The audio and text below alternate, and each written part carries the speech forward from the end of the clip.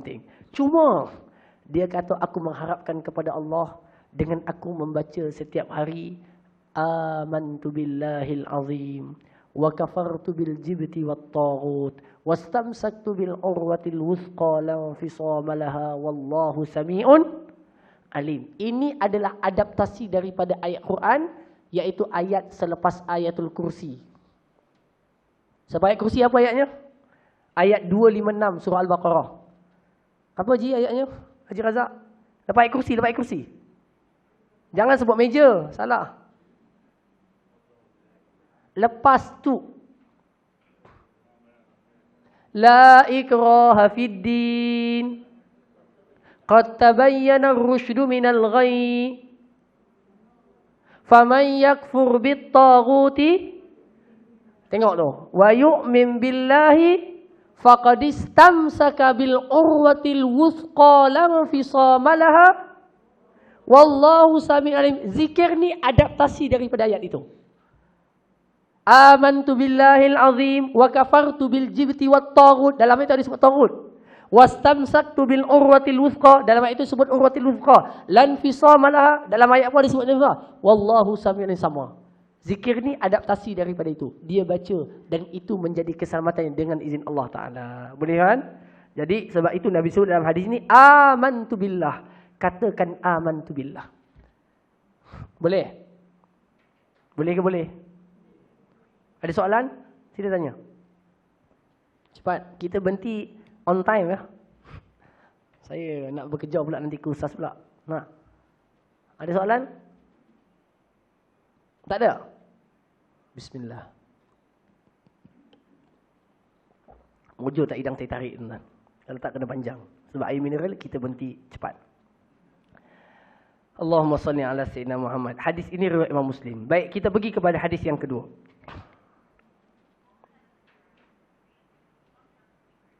Okey.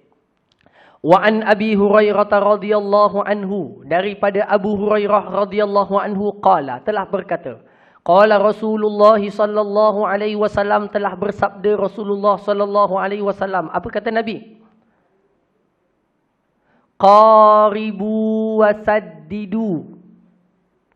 Qaribu wasaddidu. Jumpa Haji Mahfuz? Jumpa hadisnya? Nabi kata qaribu wasaddidu. Wa'lamu annahu lan yanjuwa ahadum minkum bi'amalihi. Qalu wala anta ya Rasulullah. Qala wala ana illa an yataghammadani Allahu birahmatin minhu wa fadlin. Rawahu Muslim. Daripada Abu Hurairah radhiyallahu anhu, telah berkata Abu Hurairah, telah bersabda Nabi sallallahu alaihi wasallam. Nabi kata qaribu.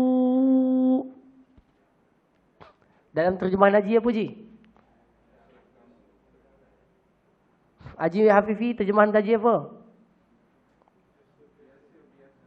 Biasa maknanya apa? Qaribu maknanya apa? Bersederhanalah dalam melakukan amal. Jangan melampau-lampau, jangan tinggalkan pula. Itu makna qaribu. Kenapa Nabi suruh sederhana? Patutnya suruh banyak. Betul tak? Kenapa suruh sederhana? Supaya kalau sederhana, kamu lebih senang untuk istiqamah. Tapi kalau kamu banyak, buat 3 hari, lepas tu terus tinggal. Faham tak? Nabi kata qaribu. Maknanya al-qasdu. Qasdu ni maknanya apa? Sederhana. Sederhana. Qasdu, sederhana. Qaribu. Bersederhanalah. Imam Nawawi kata apa dia? Al-muqarabah maknanya al-qasdu allazi la ghuluwa fihi wa la taqsir. Bersederhana adalah kamu melakukan suatu perkara yang tidak melampau-lampau dan tidak mengurangkan haknya. Maknanya apa? Jangan tuan-tuan baca Quran sehari. Contohnya wirid kita 30 juzuk. Nanti hari ni je buat, besok dah tak buat. Tak? Bacalah 3, 4, 5, 6 muka, setengah juzuk, 1 juzuk. Okey dah. Okey? Lepas tu buat aktiviti lain. Buat zikir lain. Buat amal lain. Ataupun kamu melampau sembahyang sunat 30 rakaat sehari. Ya, kamu buat waktu itu boleh. Tapi esok mungkin tak kuat. Yang baiknya apa dia? Qaribu. Bersederhana. Sederhana. Tak buat jangan. Buat melampau pun jangan. Takut nanti tak istiqamah. Boleh faham tak? Faham tak maksudnya? Wasaddidu. Saddidu ni maknanya apa? Kalau kamu dah beramal, kamu pastikan amalan kamu itu tepat dan tegaklah dengan amalan itu. Tuan-tuan nak buat satu amal, pastikan amalan yang kita buat itu tepat. Tepat. Dan ketepatan ini diketahui dengan ilmu dan dengan belajar. Dan makna tepat dekat sini, saddidu maknanya apa? Tepat dan terus. Tegak. Jadi ada dua perkataan. Apa dia? Sederhana, tepat, istiqamah. Faham tak? Qaribu wa saddidu ni, Kak Pah, ada ke tu? Ada. Ada 3 makna. Pertama apa? Sederhana. Yang kedua, tepat dengan ilmu. Yang ketiga, lurus maknanya istiqamah. Buat terus tegak, jangan tinggalkan. Kalau tuan-tuan buat zikir pagi petang, terus jangan tinggal. Baca Quran lepas subuh, buat terus jangan tinggal. Tapi sederhana. Nampak tak? Qaribu wasaddidu. Bersederhanalah kamu dan tepat dan berterusan. Qaribu wasaddidu. Tengok tuan-tuan, Nabi dah kata buat tepat, sederhana dan berterusan. Tapi cuba tengok hadis tu kata apa Nabi. Apa Nabi sebut lepas tu? Kata Nabi SAW, wa'lamu, ketahuilah oleh kalian. Kena ketahui apa? Annahu lan yanjuwa ahadum minkum bi amali. Ketahuilah oleh kamu, sesungguhnya pasti tidak akan selamat setiap orang di kalangan kamu di akhirat nanti hanya semata-mata kerana amalnya. Tadi sebut suruh beramal dan suruh istiqamah. Betul kan? Lepas tu Nabi sebut ketahuilah kamu. Secara teorinya kamu kena tahu. Apa dia? Tidak ada siapa yang boleh selamat di akhirat hanya semata-mata amalnya. Terkejut sahabat. Macam tu pula. Ya, tapi tadi suruh beramal, betul kan? Kemudian suruh istiqamah. Kemudian suruh bersederhana dan tegak dengan kesederhanaan itu. Lepas tu Nabi kata tak ada seorang pun di kalangan kamu yang akan selamat di akhirat dengan amalnya semata-mata. Macam mana pula itu? Sahabat pun pelik dan tanya kat Nabi, wala anta ya Rasulullah, adakah engkau juga wahai Rasulullah? Adakah Tuhan juga wahai Rasulullah tak selamat di akhirat dengan amal sendiri? Ya. Nabi kata wala ana, aku pun sama. Lepas tu Nabi kata apa? Illa an yataghammadani Allahu bi rahmatin minhu wa fadlin. Kecuali aku ini berbeza dengan kalian. Allah telah menyelubungi aku dengan rahmat dan kurniaannya sehingga aku confirm selamat di akhirat. Nabi confirm. Sebab apa? Bukan sebab amal. Nabi tak kata sebab amal. Nabi kata apa? Kerana aku telah diselubungkan oleh Allah dengan rahmat dan kurniaannya. Inilah hadis yang tuan-tuan dulu pernah selalu dengar. Apa dia? Orang masuk syurga dengan rahmat Allah. Tapi kena beramal tak? Beramal. Nabi sebut dekat hadis tu, Nabi kata qaribu wasaddidu. Macam mana nak faham hadis ni? Macam nak faham? Hadirin yang dikasihi sekalian, amal yang kita buat itu dapat pahala. Yang kedua, menarik rahmat Allah kepada kita. Rahmat itulah tadi yang menyelamatkan kita sebenarnya di akhirat. Artinya, kalau tuan-tuan hanya mengumpulkan pahala dengan amal yang kita buat, kemungkinan kalau dibandingkan dengan nikmat Allah, amal tadi tak ada apa-apa sebenarnya. Betul Haji Mahfuz? Kalaulah satu sembahyang dapat 27,000 pahala contohnya. Dan penggunaan mata sejak kita lahir sampai umur kita, berapa umur Haji? 46?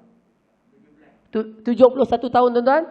Saya faham dah kalau sebut 17, 71. Nah, daripada lahir sampai ke umur 71, kalau setiap hari di-charge sebanyak 10 pahala.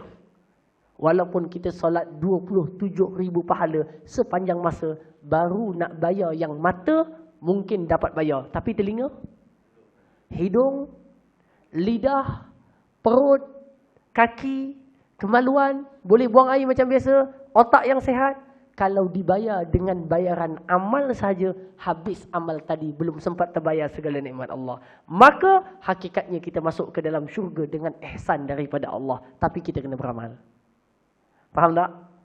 Di sini apa pelajarannya? Pelajarannya satu. Pelajarannya Nabi suruh kita terus istiqamah supaya kita dalam rahmat Allah. Kedua, jangan tertipu dan takjub dengan amal kita. Sebab apa? Bukan amal itu yang menyelamatkan kamu hakikatnya. Jangan kagum dengan amal kamu. Dia kata, saya Alhamdulillah, setiap malam tahajud 20 rakaat tak pernah tinggal. Tak apalah. Kalau dia sebut dengan takjub, hati-hati. Kerana apa? Kerana amal kamu itu yang kamu banggai belum menjadi sebab kamu itu masuk ke dalam syurga Allah. Jadi di sini menjadikan kita sentiasa berada dalam dua keadaan. Keadaan apa?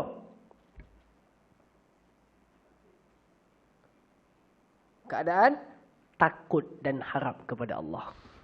Walaupun kita buat, kita takut ini belum dapat memasukkan ke dalam syurga. Dalam masa yang sama, bila kita beramal, kita harapkan amal ni sikit je. Tapi Allah rahmati kita banyak. Biar sifat itu ada sampai mati. Takut dan harap. Jangan sampai ada satu sifat apa dia? Aku ni dah baik dah. Sedekah pun banyak dah. Umrah pun buat banyak dah. Zikir pun banyak dah. Quran pun banyak dah. Dakwah pun hebat dah. InsyaAllah lah. Dia kagum dengan amal dia. Itulah waktu kejatuhannya. Faham kan? Biar kita sampai mati, kita dalam keadaan takut dan harap. Takut, harap. Takut, harap. Boleh? Tuan Syed, boleh faham? InsyaAllah. Baik, hadis yang seterusnya. Ada soalan nak tanya? Silakan. Silakan, Cik.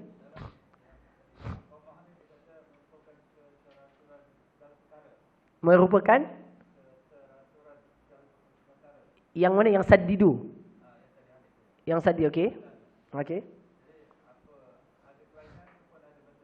Sama-sama. Macam yang saya sebut. Sadidu maknanya tepat. Tepat maknanya teratur.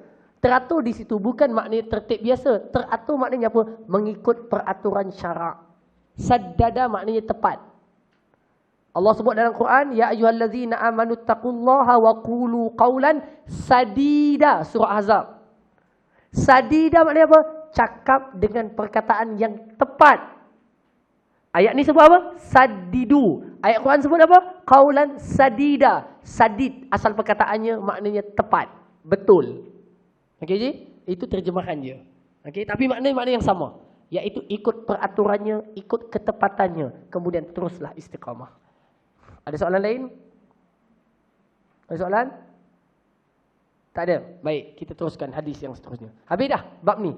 Bab istiqamah habis. Okey, bab istiqamah habis. Jadi kesimpulannya apa? Kesimpulannya tuan-tuan, kita kena berusahalah dalam hidup ini dapatkan istiqamah dalam amal yang kita buat. Walaupun sikit, tapi istiqamah yang paling penting apa dia? Dalam banyak-banyak istiqamah, istiqamah apa yang paling utama? Istiqamah apa? No. Betul Haji Mahfuz. Iaitu istiqamah dalam keyakinan dan kepercayaan kebenaran Allah adalah Tuhan yang sebenar. Jangan ada keyakinan lain. Itu mesti dipertahankan sampai mati. Apa perkataan Ashabul Kahfi ketika mana dia masuk dalam gua? Sebelum masuk dalam gua, dia kata apa?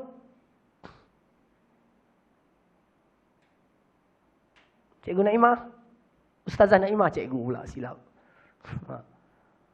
Apa dia? Ashabul Kahfi ketika dia masuk ke dalam gua, ayat 11. Wahayyi lana min amrina rasyada.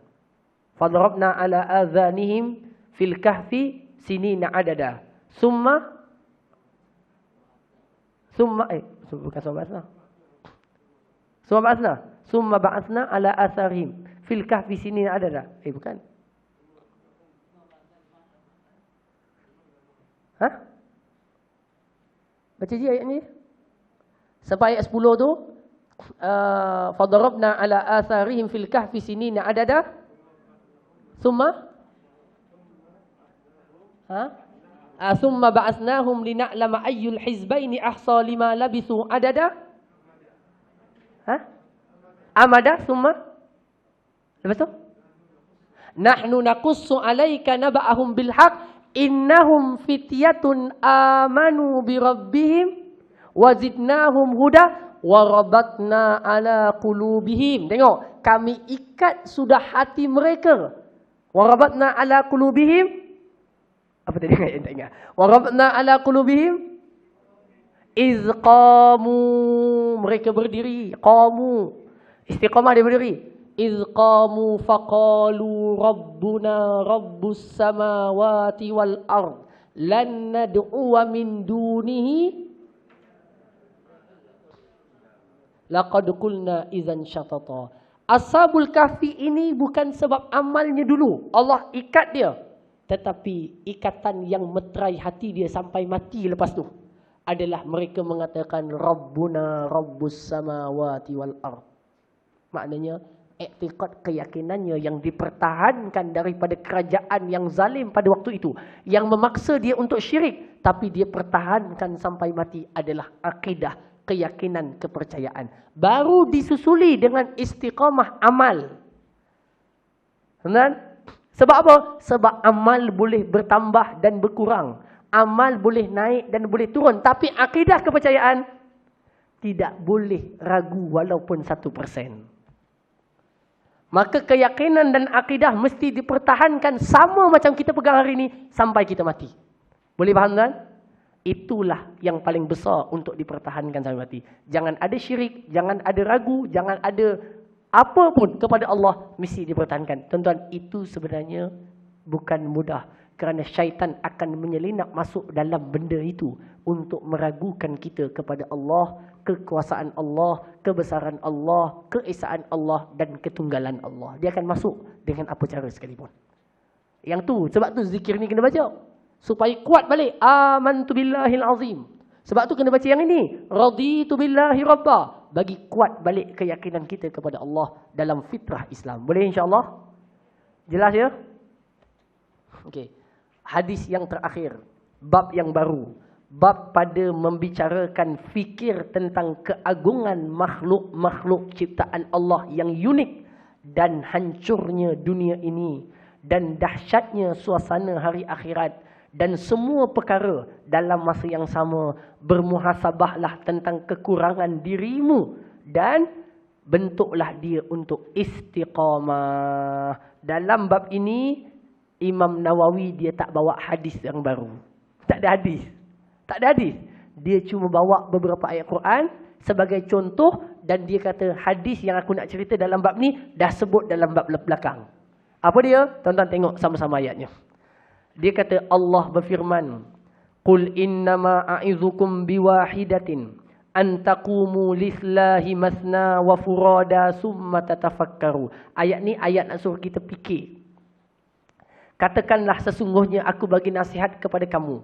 Dirilah kamu seorang-seorang atau berdua atau bertiga, kemudian kamu fikir betul-betul. Adakah mungkin Muhammad ini orang yang gila? Maknanya apa? Fikir dengan matang, dengan akal yang cerdas, dengan akal yang rasional. Mungkinkah seorang yang namanya Muhammad bin Abdullah adalah orang yang tak betul, sedangkan perkataannya perkataan yang baik keluar daripada mulutnya? Susunan ayatnya teratur, ajarannya ajaran yang sangat rasional, akhlaknya akhlak yang sangat baik. Mustahil orang macam ni gila. Faham tak? Mustahil orang macam ni gila. Maknanya apa? Gunakan akal kamu. Satu. Ayat kedua, Allah berfirman pada ayat surah Al-Imran 190. Inna fi khalqis samawati wal ardi wa ikhtilafil laili wan nahari wa ayatin liulil albab. الذين يذكرون الله قياما وقعودا وعلى جنوبهم ويتفكرون في خلق السماوات والأرض ربنا ما خلقت هذا باطلا سبحانك فقنا عذاب النار. Gunakan akal kamu. Allah sebut apa? Sesungguhnya dalam penciptaan langit, dalam penciptaan bumi, dalam perubahan malam, dalam perubahan siang, kamu kena tengok dan perhatikan di dalamnya terdapat tanda-tanda kebesaran dan keagungan Allah. Kamu tengok punya dalam, fikir punya dalam, renung dengan baik. Quran sebut ringkas. Tapi kamu kena faham dalam-dalam. Tengok awan, tengok langit, tengok bumi, tengok malam, tengok siang. Fikir dalam-dalam. Jangan fikir selepas. Fikir dalam-dalam. Kamu punya fikir itu sampai terpacul daripada mulutmu. Setelah faham kebesaran Allah, kamu kata apa? Rabbana ma khalaqta hadza batila subhanaka faqina azabana. Kenapa baca doa ini selepas tengok alam? Kamu kena berfikir, nah, ini akademik sikitlah tuan-tuan. Kamu kena fikir,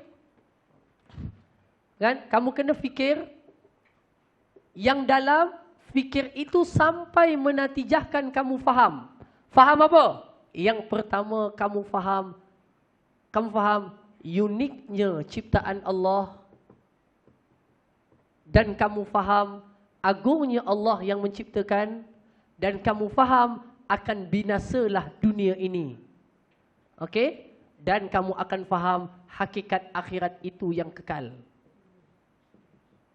Okey? Daripada kefahaman inilah terhasil daripada fikir yang mendalam, menatijahkan kamu takut dan berdoa, Rabbana apa? Rabbana ma khalaqta hadza batila subhanaka faqina azabannar. Tapi tuan-tuan, nak capai doa ni terpacul mulut kita, dia kena terhasil yang tengah ni dulu. Tengah ni nak terhasil macam mana? Fikir secara mendalam tentang alam ciptaan Allah. Segala ciptaan Allah yang hebat-hebat, yang indah-indah. Tengok kucing. Malam tadi saya tengok kucing dekat Masjid Solatiah. Sambil tunggu kereta. Sambil tunggu kereta pula. Sambil tunggu kereta saya orang bawa. Dia jemput balik semula, tuan-tuan. Sambil tunggu dia, tuan-tuan, ada kucing datang depan. Kucing tu bertumpuk-tumpuk warna coklat putih. Kalau tengok betul-betul, kita pelik. Dia makan Whiskas ke Whiskas? Dua-dua dia. Okey, Whiskas atau Whiskies. Riwayat lain Whiskas. Riwayat lain Whiskas, tuan-tuan. Dia makan itu, tuan-tuan, warnanya merah dan purple. Tapi tumpuknya warna coklat. Kita pun fikir, datang mana coklat ni? Ada kucing lain pula datang. Semuanya hitam berbelang-belang putih. Sedangkan dia makan tulang warnanya kelabu. Kita pun fikir sejenak, datang mana warna ini?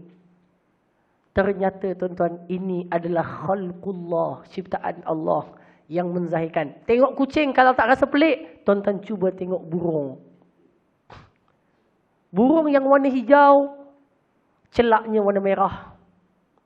Paruhnya warna hitam. Ekornya warna oranye. Kakinya warna coklat, kuning. Yang ada sepatunya yang kuat. Kalau kena renjatan elektrik, tak mati dia. Sebab jadi penebat kepada dia. Kita kata subhanallah, siapa yang ciptakan ini? Tapi dia kena fikir dalam. Fikir sekali tak jalan. Sebab tu Quran kata, summa tatafakkaru, bawa kepada dia fikir dan membawa dia terpacul keluar daripada mulutnya. Rabbana ma khalaqta hadza batila. Kalau tuan-tuan pergi rumah Ustazah Naimah dekat blok B, tingkat 17. Pergi dekat balkoni dia, buka tingkap, tuan-tuan akan nampak gunung-gunung ganang naik dan turun, besar. Bila dia tengok tu dia kata, Rabbana ma khalaqta hadza batila. Maha suci Allah yang ciptakan gunung macam ni besar. Pokok banyak ribuan di atasnya. Subhanaka faqina azabannar. Ya Allah, dunia ini akan binasa dan pastinya akhirat itu selamatkanlah kami. Tuan-tuan, itu yang nak dicapai dalamnya. Seterusnya ayat daripada surah Al-Ghashiyah 20:17. Afala yanzuruna ilal ibili kaifa khuliqat wa ilas sama'i kaifa rufi'at wa ilal jibali kaifa nusibat wa ilal ardi kaifa sudiat fadzakkir innama anta muzakkir. Adakah kamu tak tengok unta macam mana diciptakan? Saya tak nak masuk bab unta, tuan-tuan, panjang nanti. Unta ni antara binatang yang unik. Banyak kebesaran Allah terzahir pada unta. Bulu mata dia, kaki dia, kulit dia, bonggol dia, perut dia. Kenapa dia punya kaki tinggi tak macam lembu? Kenapa tak macam kambing? Semuanya ada rahsia. Tuan-tuan. Wa ila sama', tengok langit. Tengok gunung. Tengok bumi. Fadzakir, ambillah peringatan dan pelajaran daripada semua ciptaan itu. Okey, innama anta mudzakir. Engkau wahai Muhammad adalah seorang pemberi peringatan. Kemudian ayat seterusnya surah Muhammad ayat 10 sallallahu alaihi wasallam, afalam yasiru fil ardi fayanzuru. Adakah kamu tak berjalan, tak melancong, tak bergerak atas muka bumi dan kamu memerhatikan kebesaran dan keagungan Allah Subhanahu wa taala? Kata Imam Nawawi, dalam bab ini ayat Quran terlalu banyak. Dan hadis yang berkaitan telah aku ceritakan dalam bab yang lalu. Apa dia? Al-kayyisu man dana nafsahu. Setelah kamu faham kebesaran Allah, cuba kamu muhasabah. Macam mana pengabdian kamu kepada Allah yang maha besar itu? Betul tak kamu buat? Dia dah bagi kamu dengan kebesarannya yang agung itu, dan bagi kamu segala kebaikannya. Cuba pandang cara kamu balikkan ibadah kamu kepada Allah. Sempurna tak? Betul tak? Maka Imam Nawawi kata apa dia? Bentuklah diri kita supaya selalu istiqamah kepada Allah dengan perasaan itu. Faham? Wallahu a'lam. Bab akan datang. Tengok Imam Nawawi punya susunan cantik tuan-tuan. Bab akan datang. Bab laju-lajulah dan cepatlah dalam melakukan kebaikan. Jangan tangguh-tangguh.